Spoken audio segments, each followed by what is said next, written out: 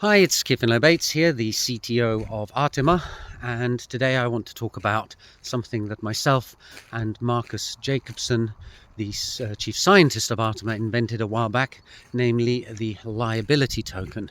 So the interesting thing about tokens in the blockchain world is that they are assets. They are things that you own. If they're on your balance sheet, they're a positive. However, the financial world also operates through accountancy on the concept of liabilities. So these are things on your balance sheet that are a negative, and the two need to balance out if you're doing double entry bookkeeping. And when we looked at the situation with tokens, it struck me that one half of the equation is missing in blockchain. All tokens are assets.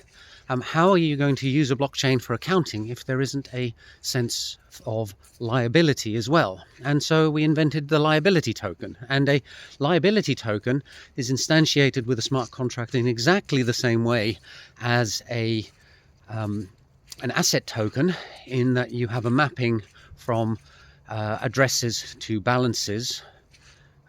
That's a data structure and solidity that basically acts as a table storing information of who and what they have. But the things in the what they have column are now going to represent liabilities.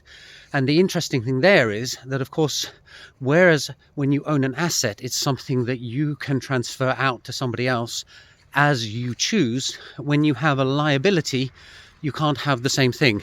If I have €100, I can give it to a friend, no problem.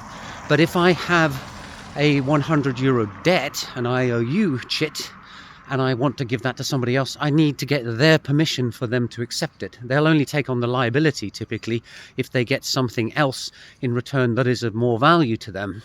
So what I did in the smart contract is create a token where the transfer functions are not triggered by the sender, they are triggered by the receiver. And it's that simple twisting of the way that tokens work that allows smart contracts to implement liability tokens. And in fact, the patent that we filed covers multiple methods for implementing this, and not just in flipping the transfer function around.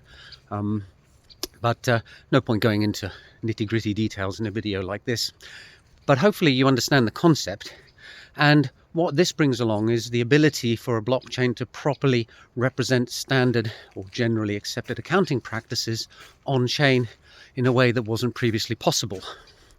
I'm not going to spend ages and ages going into all the details as to exactly how it works or how it is useful, but if you grasp the concept and you have some understanding of how accounting works, then hopefully you can see the value in this too.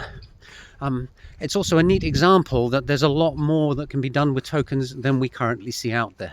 At the moment, tokens generally fall into the categories of either fungible, non-fungible, or soul-bound, but there are many more twists to these kind of tokens than you at first encounter. And I'm looking forward to personally seeing over the years that these kind of token applications and changing the way that these tokens function will shift over time to cover all sorts of other use cases, purely through the fact that the implementation has some kind of change or twist to the usual story that enables one of these interesting properties to become available to people who are trying to build various things out there in the blockchain space.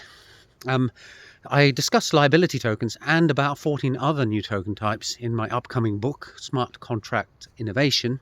It's going to be out on the 25th of March, so less than 2 weeks from now. I'm very excited about that, and I'll be sending a reminder out when it's actually published, so that those of you who are interested can rush out and immediately buy a copy, and then hopefully push it somewhat up the Amazon bestseller lists. But that's it for today. I hope you found it interesting. Do feel free to ask questions in the comments if you want anything clarified, and I'll see you in the next video soon. Bye for now.